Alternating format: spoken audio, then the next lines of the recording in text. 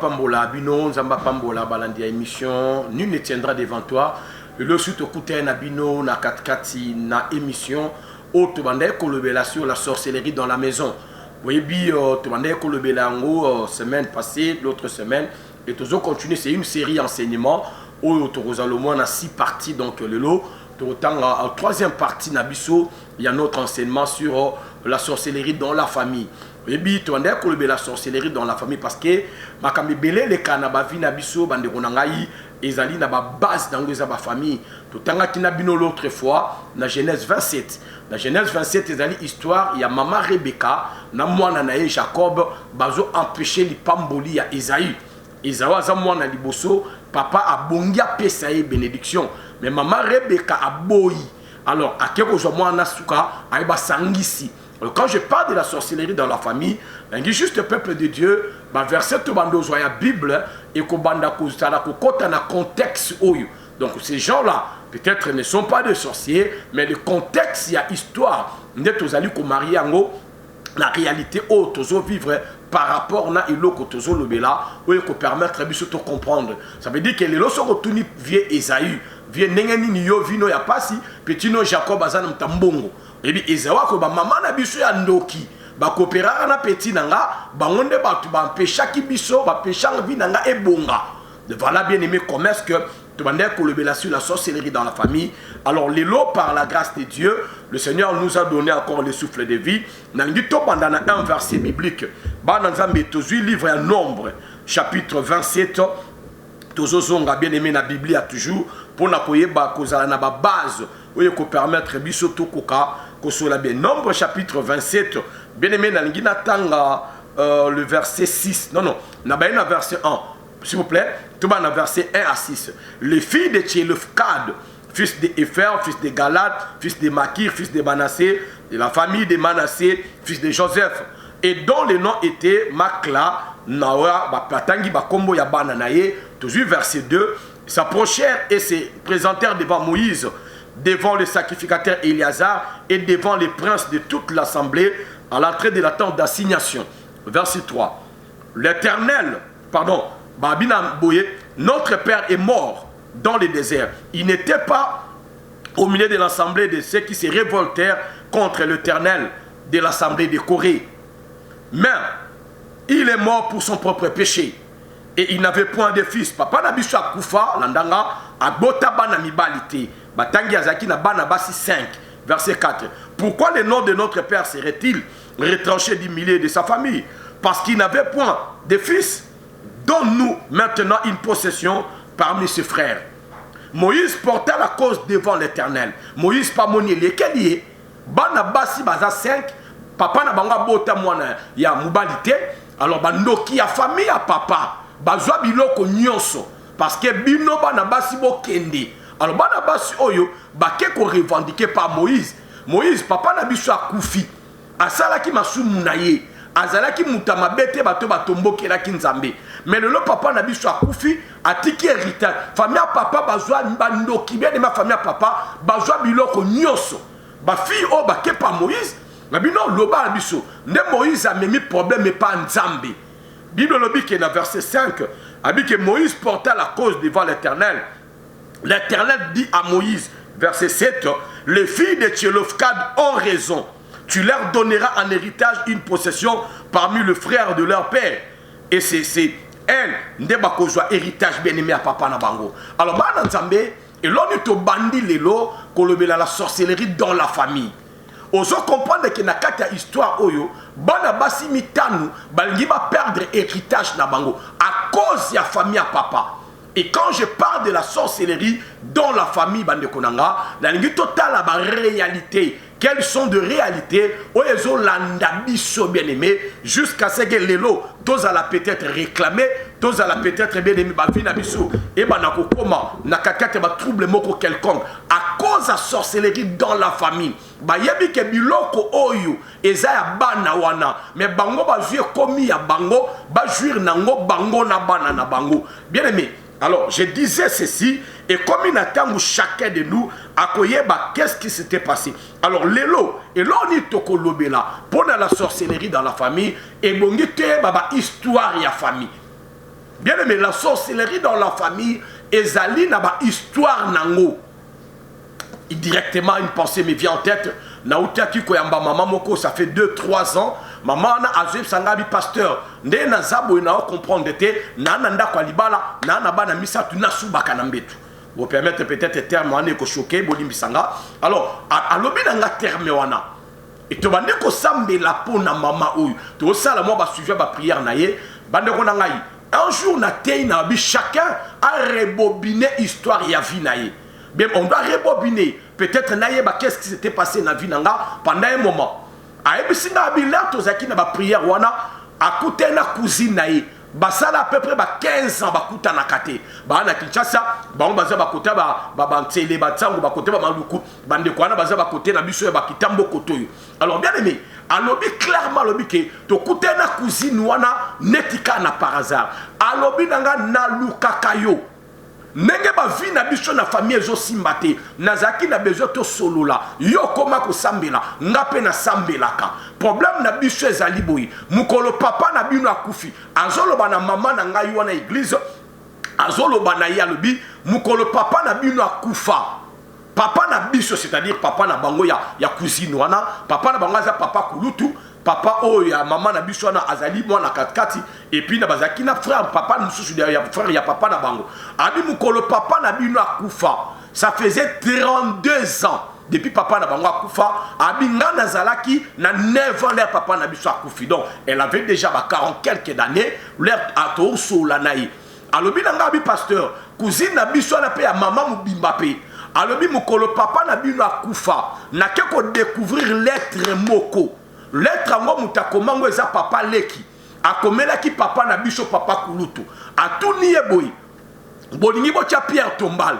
na kakata tombia donc papa oya kufa ki papa ba mama na biso wana lokola bolingi botia Pierre Tombal est-ce que bolongola ki kindoki na ye avant botia le Pierre Tombal sur la matangi lettre wana na comprendre que c'est que papa na biso de papa kulutu azandoki papa na bino pazalaki ndoki na papa le ki pe azali ndoki dit que nenga biso ba vie simbaka te bana nyonso ba bongaka te ezala papa kulutu ezala papa le ezala bien aimé ba bongaka te. On doit connaître l'histoire de la famille bien aimé. Peut-être Tobo Tamina Kinshasa est à moi difficile, tu es ma réalité bien aimé, mais moi je dirais la sorcellerie dans la famille et à Namakila. Il y a un problème ni à Kinshasa ni à Poto. Banamoko 6 babotami na Poto.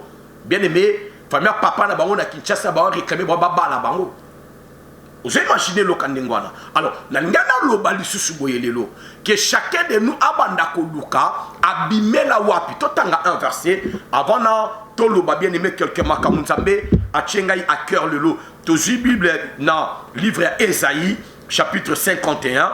Tout le subi bien un verset et comme ça tout le bando solo là ba témoignage belé on zambé a tchéchinga na mutu bien aimé verset 1 Ésaïe 51 verset 1 babi écoutez-moi vous tous qui poursuivez la justice qui cherchez l'Éternel portez les regards sur les rochers d'où vous avez été taillés sur le creux de la fosse d'où vous avez été tirés bino nyonso tu bo lukaba nzamba pambola bino botala na libanga nini basala bino. Bien aimé, imaginez que ba tout na question babi tala regarde aux alentours quel est les rochers que vous avez été taillés toza taillé na famille ndenge nini toza taillé bien aimé na bande ko na biso babotama na biso ya ndenge nini. Et alors j'aimerais parler à l'église yom tozo landanga bien aimé on doit connaître l'histoire et qu'on permettre biso ba vie na biso bien aimé et que na ko changer l'histoire ya famille ndenge tozalaka biso bana mamaleki bana makulutu bana tata mwasi qu'est-ce qui ne va pas qu'est-ce qui ne évolue pas bien aimé et qu'on permettre yonanga tozala capable ya ko banda ko découvrir bien aimé biloko belé o esala ba vie na biso mama moko autobota abota mingi na ba césarienne auto ko bota l'air aboti bien aimé il se passe quelque chose dans vie na ye avant qu'un hôpital 2 semaines. Leur a bimi maternité 15e jour. Bien aimé. Ngana madame. Abimi maternité na pourquoi na tongo. Biso dimanche bien aimé. Donc toke kotala le lendemain. Toke kotala bien aimé na madame nanga. Maman na zulela. oyena bébé na ndako azolela problème ni maman abi pasteur famille nanga baba ndoki famille do baba ndoki OK qu'est-ce qui se passe abi to lali lelo na yena mwana nga na butwa lelo ne na komaki na ye parce que to lali lokola na boti na césarienne moyena kende pa na ngezalité babina zi pa na biso maman apprendre soin nanga moi muke parce que kuna pa nanga na bando sa ba misala koto bantu bazali na sa misala te na paiement et alobi abi pasteur to lali na butu na mwana nanga ya mwasi ya mukolo na loti nazo sala songe ke nazo melisa bébé nanga bébé leli na o melisa na ndoto mais l'air bébé zo mela na yoke bendeli wana bébé bena boyete le na tale elongi ya koko moka mukolo muta bendanga muta mela libele nanga na kamati mutu wana na bambi yango na mir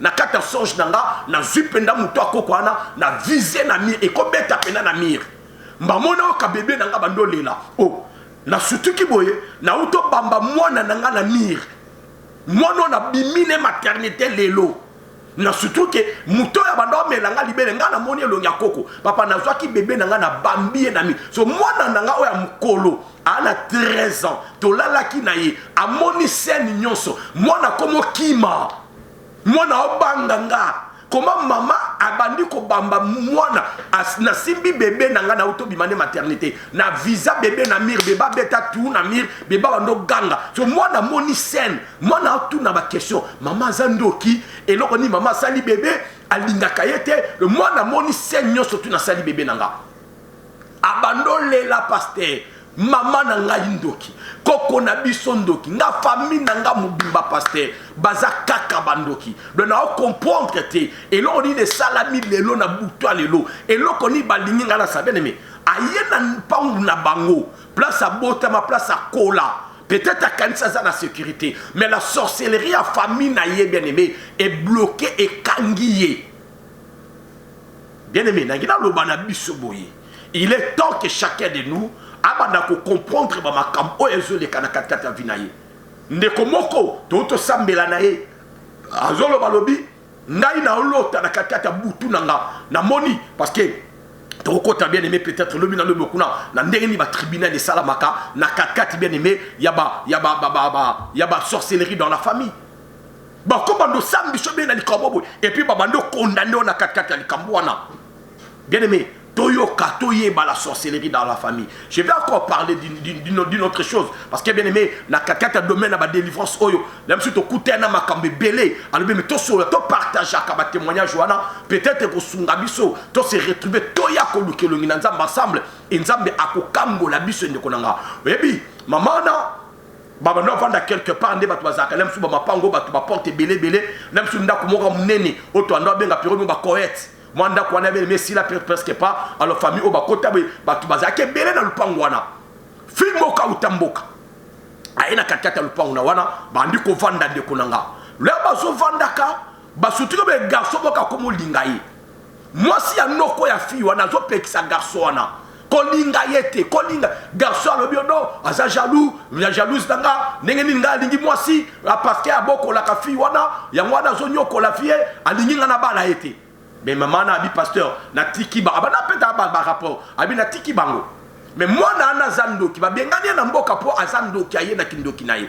Bien aimé, et sili nango fi wana komi na zemi. Loka ba lu pangu moko banda kunde kesani bien aimé, bazwa fi wana ba ko tiki pa garçon wana. Avanda aboti mwana ya mwasi. Bien aimé, mwana za bébé à 2 semaines. Toyo kangande konanga. Mubali na yef garçon wana azolota beaucoup permettre ngana lo balikambo bien aimé les ali TV bolimsanga mubala azolota azosangana mwasi na ye et c'était na kakata songe na ye leur a commis na suka a se retrouver que nzoto na ye eza na kata munoko mwana na ye a se retrouver bien aimé que nzoto ne zalaki na kata munoko ba makamnyoso ya zolota ngona ndoto a osala ngona munoko mwana na ye bien aimé alamuki boye nazana kata munoka mwana nanga na kamnyoso na sali wana na sali na munoka beba 2 semaines abando lela bien batu balamuki baye bakuti ye ndenge wana mwasi avandi azotala ya olobelo côté bébé azobima ba biloko papa tie na kakata mzoto bébé azobima ngo na kakata munoko bien aimé bamemi bébé na kakata bébé depuis bandai kolela mwasi avandi azotala imagine bala mwasi andoki bien aimé asali yo je apesi yo mwana no passe bien aimé avandi azotala c'est-à-dire que ti azosala makambo wana baterme musu na koloba ngo te na kata munoko mwana na ye moko ya 2 semaines.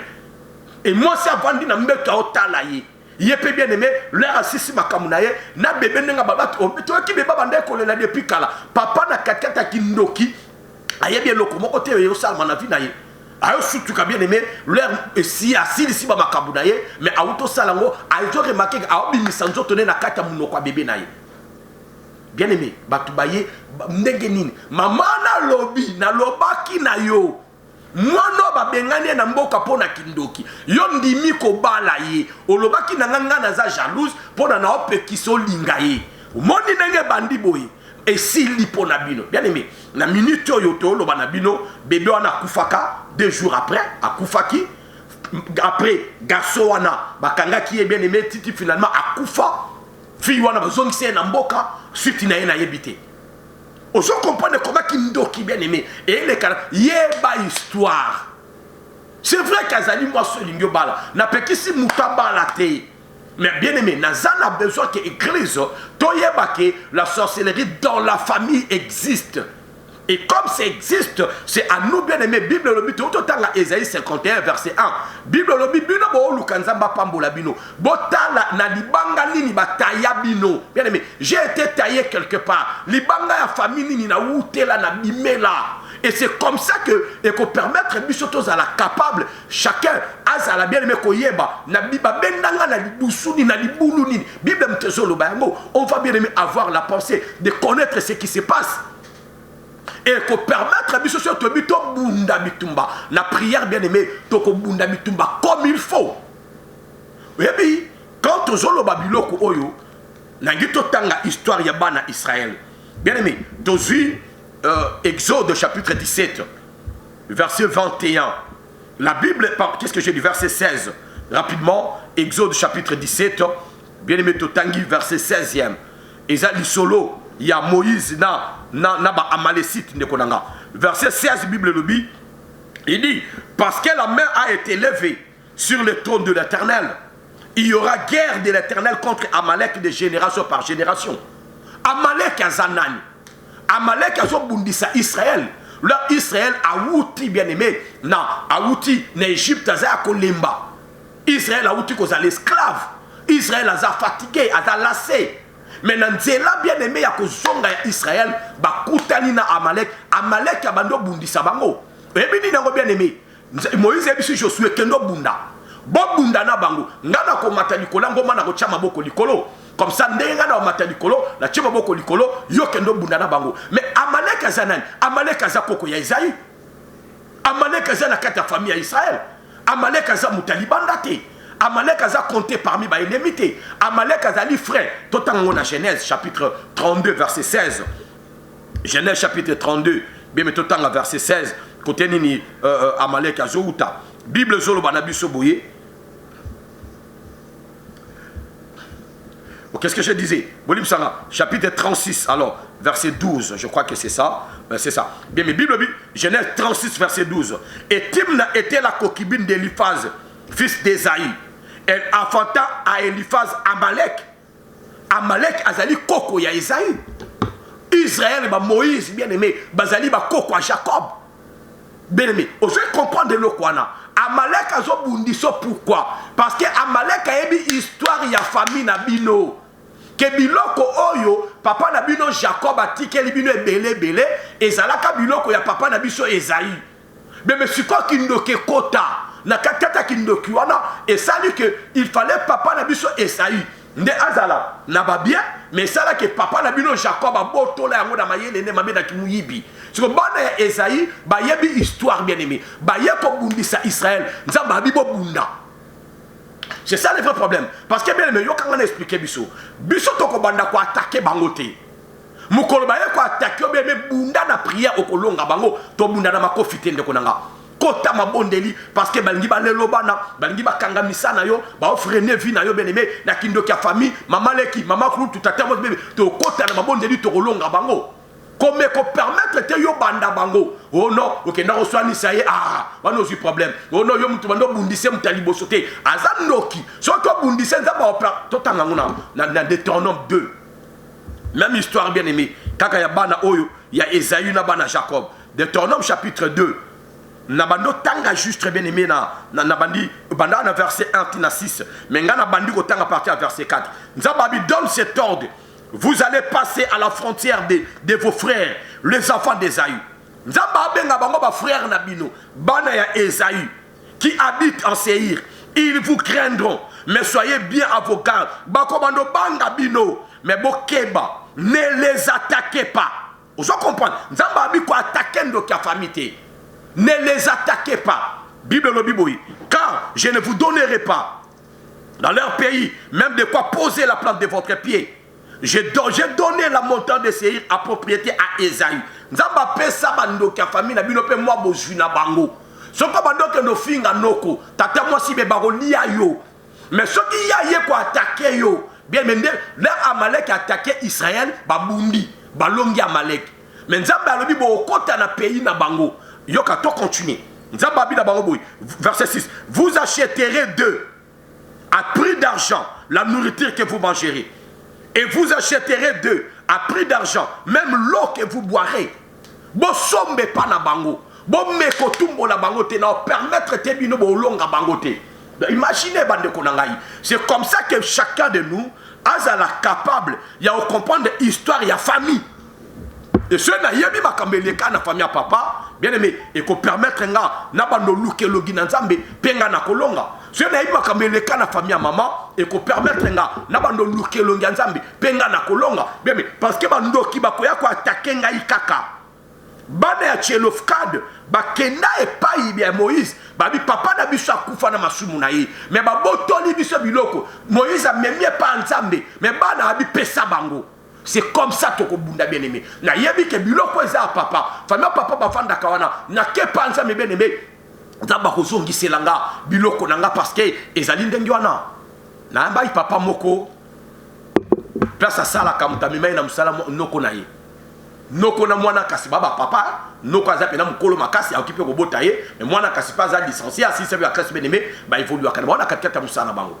Mais papa wana ye na bureau a epsa pasteur na musala nazo voyager akamata offrande a pesinga abino na pesi offrande yo sambela ponanga en tout cas na zu nini et continuer nzamba fungola banzela et continuer. J'ai prié bien aimé pour na papa oyo. Papa oyo bien aimé yanga kende oncle ne pe na départ oncle za mukonzi na département na ye papa o paza mukonzi pe na département na ye na musala na bango. Bien aimé ya ye pa nanga to sambela kana ye to bondeli po na ye akei même il fallait pas voyager vendredi. Na moni dimanche na prière mutaye na prière oh na tuni ono na keli susute oh yo ke sute ndenge nini oh non na keli susute parce que balobi ke département moko mutego kende oncle mutakei na département na ye biso département na biso ke ite to tikali OK oncle azongi dimanche prochain la papa na ye prière oh non ba oncle bazonga déjà monsieur zala qui a une semaine basala qui vendredi bazonga qui déjà na voyage bazali awa na tuni bo solo le oncle na bino. Papa na lobi na nga boyelanda nga. Abi oncle na lobi na nga. Abi omoni na famille na biso. Batu babongaka mibale nzela moko te. Lokola batiaki voyage mibale yo na nga. En tout cas biso na famille na biso batu babongaka deux te. Donc ya mwana omoni nga na kendaki yo tika bien. Ya makambo l'état. Ya makambo famille te. Nga na auto salaka na l'état. Siko ndenge nini komi okamba famille na bino bongaka mutu moko. Bien aimé. Si on a yebisi papa na yaka je vais prier pour toi. Ce qui na famille na bino babonga batumi balete. C'est que noko na bino a bando voyager li susute yo muto bando kende. Bien aimé, ngai na tali ke muto ye pa nzambe. Nzambe ofungo linga banzela. Apesi donaye, apesi action de grâce naye. To sambeli ponaye. Bien aimé, so yena tikalaka parce que na famille na bango na kindoki ya famille na bango mutu moko ka muto okende batumi bale ba ko bongate. Voilà place problème mais ça bien aimé. J'ai prié pour ce bien-aimé Bien aimé. Et comment penda que oh Italie yem kakei. Oh boy yem kaka yem non qu'on a bango depuis voyage boka kenda. Ce que zali yango de ko bonga la famille na bango bien aimé. Alors non quoi kende li souté. On a prié et l'Éternel nous a exaucé. Comment la famille na bino kindo kinabino bebi ke mutu moka mutabongaka. Boko bonga des personnes té. Mais bien aimé, boza bo pesa mutu ala ba charger belé. J'aimerais dire à quelqu'un que tu communes à un niveau que ma vie n'a pas bien aimé et banda ko luka comment to ko banda de ko nangai ko kenda kaliboso de comment ka moi si aya ko lobananga lobi papa na biso alokanga ayelenga mubali mona bala le ba yendinga mubali na bonanga papa anabiso sala mukolo batwana ba ya présentation baya ko se présenter babalanga papa akanginga na kata chambre ona tia maquillage na boy ola telamba sika alobi nango ko bala ye pasteur na vanda na kata chambre na zo lela famille wana pe ba ye et comme yo moi si abima na bina obimate moi si abima na obimate après na ye ko mona papa ye moka côté nga na chambre na zui arme moko ezala to na gina bamba papa fungola ba moko sentir na mona ba moko papa afungo leka na ngina bambe loko boy akati mbamo sentir mbamo katika lindengi wana na nza neutraliser na simbike loko ana kitisi yango na bimati place wana pasteur bandoto na nga nyonso na mona aka papa na biso ata nazo kende wapi na mona aka papa na biso azwi ngai akotisi nga na sima na ye. Bien aimé, abinga na vanda kana simakuna na solo ya nzota papa na biso. Abi on dirait le boko papa na biso na mona ke toujours na bandoto na nga lokole ngambe nga na mi mona ko dirait fourmi. Nyoso na sala kana vi nanga. Soki akozwanga kotinga na sima na ye. Soki akozwanga kotinga na sima na ye. Ya mo loko bien aimé mutabona. Nani bien aimé auteur papa. Ndoki ya papa na bino alingi te d'abord obima na mboka obonga te obala libala o ya poneli yo. Ya bandoki bien aimé lokola ye bandeko na ngai lokola bien aimé tokoye ba histoire ya ba vie na biso et ko permettre biso surtout bito sambela na ndenga solo. La fois passée totanga ki Zacharie bo permettre totanga ngolisusu chapitre 13 verset 6 Zacharie chapitre 13 verset 6 bo limbisa totanga c'est un verset biblique na moni place ezana lisumu atanda mbute bo limbisa ngai bandeko na ngai Zacharie, chapitre Nabi, comme Bolimbisa na Malaki, Zacharie. Ok, Zacharie, chapitre 13, verset 6. Awa Bible Zuluba, si on te demande d'où viennent les blessures que tu as aux mains, tu répondras, c'est dans la maison de ceux qui m'aimaient que je les ai reçus. Ce qui va tout niyo, ba problème aux zanango et wuti wapi. Okozongi sananda kwa batu babanda eko linganga. Bien mais dans la maison de ceux qui m'aimaient que je les ai reçus. Ba problème nanga wuti na bato ba linga kanga papa nanga mama nanga yaya nanga koko nanga tata mwasi nanga abanda ko linganga yango ne na zuba problème o e wuti pa na ye akenda oteya quelque part na le baïpe verset oyo et puis bien na suka prière na moni ser wana aye ko bananga pasteur na boti 6 fois mais na kufeli bana 6 na maboko na za na mwana te. Leur séminaire na bondeli ponaye ils a dit séminaire et pas na ba église na bango na mukola suka séminaire na ba verset biblique na pesa ki na ba orientation ba prière na pesa ki ye bien mes sœurs wana landela ki la na bondeli même mukola suka na moni aye to solo la abina nga pasteur oyebi ke na olota koko na biso mutaboko langa koko na biso azolo baboye azolo balanga po aninga na obota te lo kwanga na komé ko attaquer batu nyonso ba bili kamba obota nanga bando kinyoso tuna attaquer bango koko na biso azolo bananga iboye alobi moni yo ko bota te na ndoto koko na bota te pona nini abi ba maki ya soso na nga yo banda ko lia ba maki ya soso na bi oui yo koko mtaboko langa pasteur mais ba soso ka ndenge zala ka soso boti maki na zuma ki mona kalingi na lié koko alobi ba maki na ngo banda ko lia et ça la kapé pasi ya onga pe na zolia ba maki na yo oh toko yo zolia ba na bi yo banda ko lia ba maki ya soso na nga pe na ko lia ba maki na yo bien aimé, ayo comprendre que bana wane pas koko ezala ba maki soso. Il faut foutre ba maki soso batu bien aimé. Oh soso koko boko la e. Bien aimé, on comprendre muta boko la dans la maison de ceux qui m'aimaient. Koko ana linga kanga. abattre la kanga souter la kanga bien aimé mais yenda zali baza vinanga là na loba na bakoko je me souviens na de makambo bien aimé na ngina loba ndeko moka utoshwa nanga kala mingi te ay pasteur ngana vinanga na yeba mutu akolinga lokola koko na biso azalaka te nga mutu abokolinga koko nanga na vande pa koko nangai naza muke mama na biso akufi mais tina ba 17 18 ans ba na osuba na mbetu mais koko na biso chaque tongo abimisaka mousse na polisi abimisaka bilamba nanga sukola kango ce qui na osukola basani koko nanga pekisanga nga nazaki gâté naza mono na gâté pa koko na biso donc ba ndo mone loko ngota mabe pa grand-mère nanga mais l'air baye ko sentenga bako tikangai et pas muto a sentaki ngai pasteur mwana nanga wana le lois na 10 ans mais na mona ke nazo sukola mwana na siso sukola mwana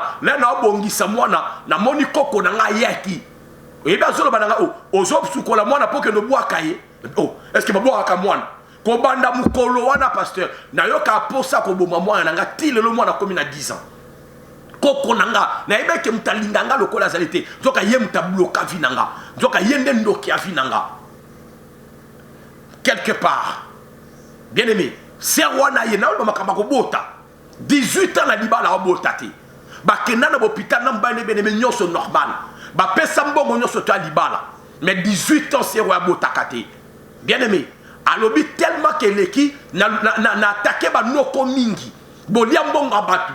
Il faut aussi là, il faut n'aboter dans l'hôpital, l'hôpital nazali bien. Il faut n'aboter 18 ans après. Ba noko ba tombo ki ba sangisi famille papa. Ba vandi si makita. Ba lobi boy. Toko peso ba soso. Là ba sali kinzonzi.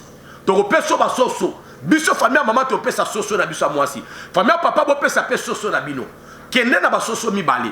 Toko yeba côté likambo ezali. Soso ya ko bota te. Ne kota famille na bango ndo za na problème na yo. Mais si ba soso ba boti se ko za na problème te bien aimé. Abi na kenda na ba soso wana. Na ba soso ba boti maki. Ba soso ba teti maki. Koto soso na maki, koto soso na bana, koto babimaka bazongaka. 4 jours après, na mona na tongo moko boy, soso kota famille maman abimi. Akei na ye, na bana na ye. Donc on a na carton côté de chaba soso, soso famille papa ya kokufa na bana nenyo sotu bakufa. Donc c'est que famille papa mutu bakanga mabota nanga. Tata mwasi na biso aye kondima, siko ba noko bazongani. Boloba ke to pesa ba soso po mwana bota. Tata mwasi abiboy, ngana sengaka super. Ba pesa nga hollandais. Tata moi si ba pesi maman super, yé pas sengi super. Habite yo za quand même tata moi si yo zo hollandais mais na ba différence en mingité mais na bi ka histoire na zo epsa bien aimé. Imaginez lo kandeng wana akamati ma babota ya moi na bien aimé akangi yango. Yé ba histoire mon ami et ko permettre yo nanga toza la capable ya ko kota bien aimé bitumba o tina suka pe ko permettre biso be metto ko longa jusqu'à la fin.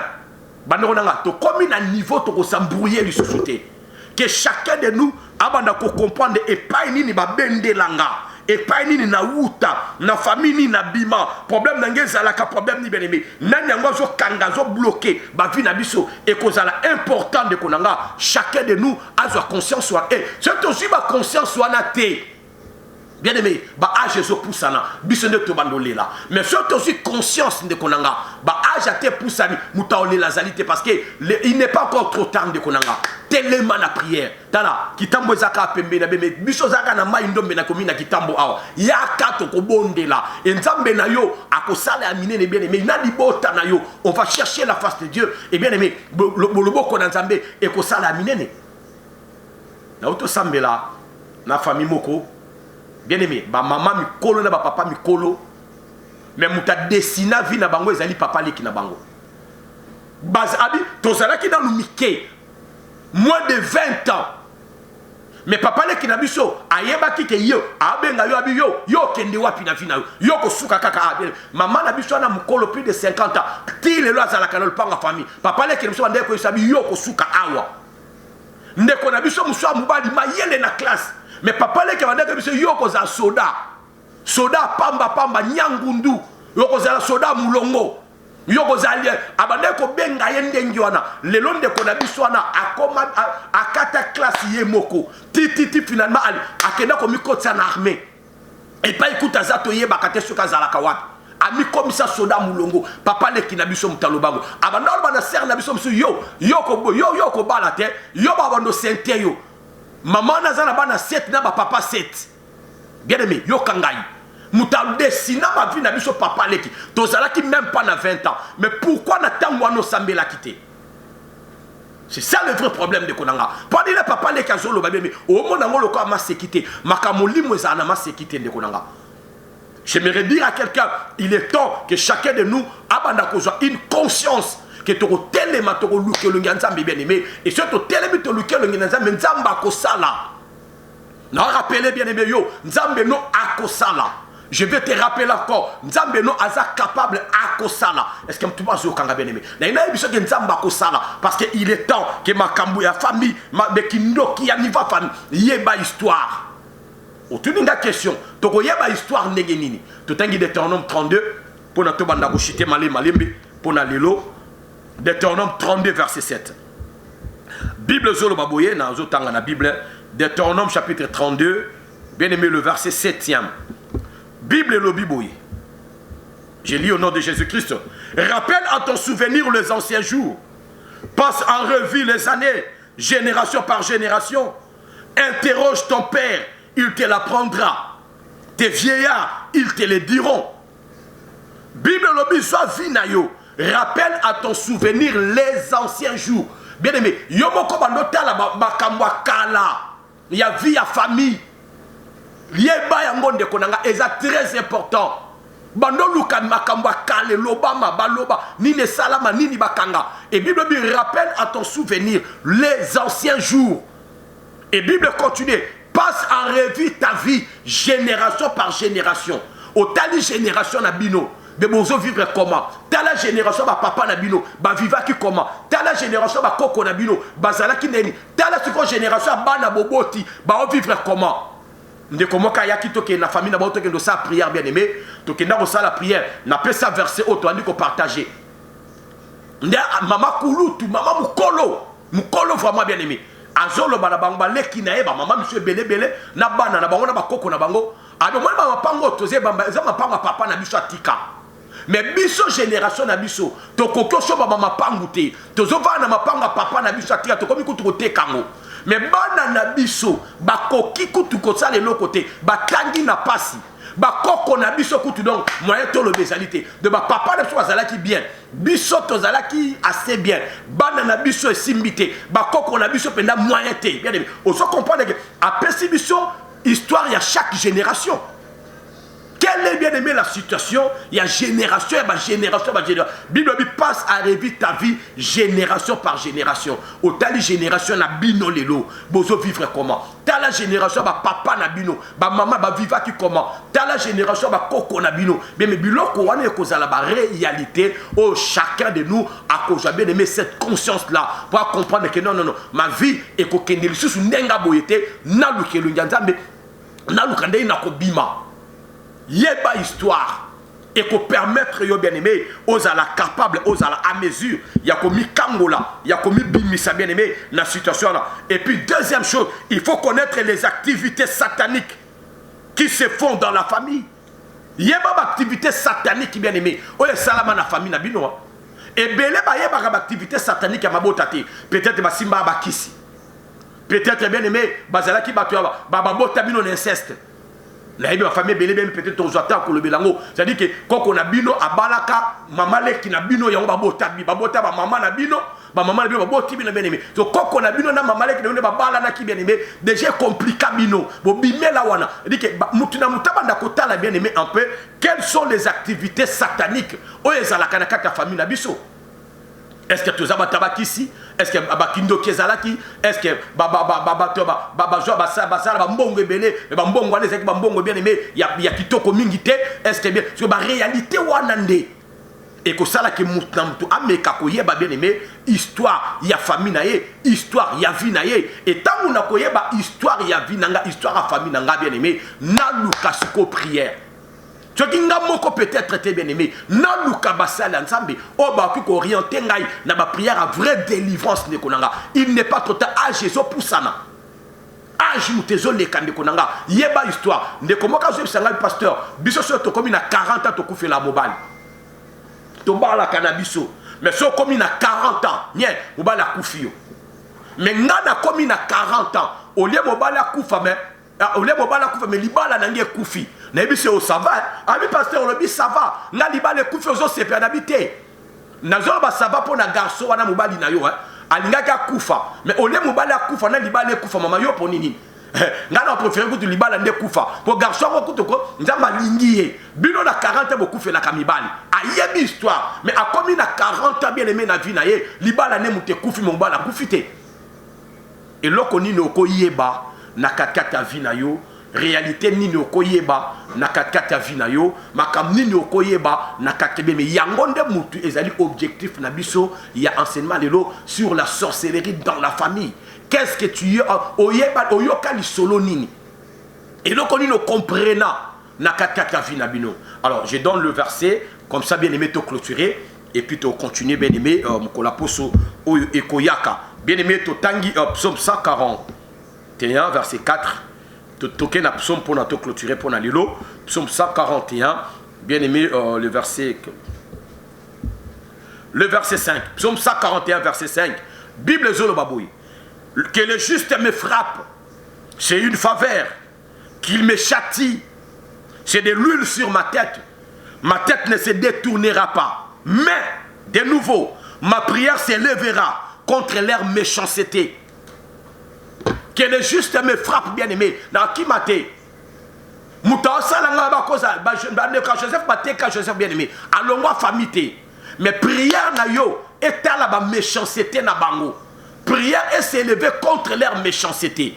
Est-ce que tout le monde a kanga? Mais tu comme un niveau wana, au ça la prière contre méchanceté à famille à papa, méchanceté à famille à maman, méchanceté à belle famille, méchanceté à banano. Mais prière et kokende na ba méchanceté. Babi ba juste ba betange za problème té. Mais je na sali prière, na yeba méchanceté ni basala ki pour na tomboka, na bondela, pena landela bien aimé. Nzamba pambola bino ezala ki bien aimé. Mosali Nabino, pasteur Caleb Chomba, bien-aimé Tozali na Kitambo, église ezana Kitambo na balabala Maïndombe numéro 6. Dozana Maïndombe numéro 6 na commune à Kitambo de Konanga, Toyambaka, na nazalaka église chaque mardi, chaque vendredi à partir à 14h. Bien-aimé yaka na famille na yo, vendredi tozaka na culte ya délivrance yamuneni. Nzambe a se manifestaka ndenga se manifestaka akangolaka ba oya kangolaka na kata grâce na ye bien aimé asalaka alors tous a besoin ba prière ba délivrance vendredi bien aimé ko yaka yo moko te yaka na libota na yo et ko permettre biso to bondela penzamba komi monisa otuni numéro ezali 089 55 78 564 abandeli 089 55 78 564 toke na 089 55 78 564 bien aimé nzamba pambola binonyo surtout ba oyo tozaki libaku ya kutana sulelo apambola papa na biso Ezekiel oyo azali ko superviser biso apambola ingénieur Basile oyo azalaki kuna na caméra et puis aïba na kopambola binonyo surtout bolandi ezalaki mosaya na bino pasteur Caleb Chomba et monsieur le kaka chaque samedi na 19h et puis bien aimé rediffusion ezalaka chaque dimanche dans 19h tokutani bien aimé mbalasima na kombo na Yesu Masia ndetolobi amen.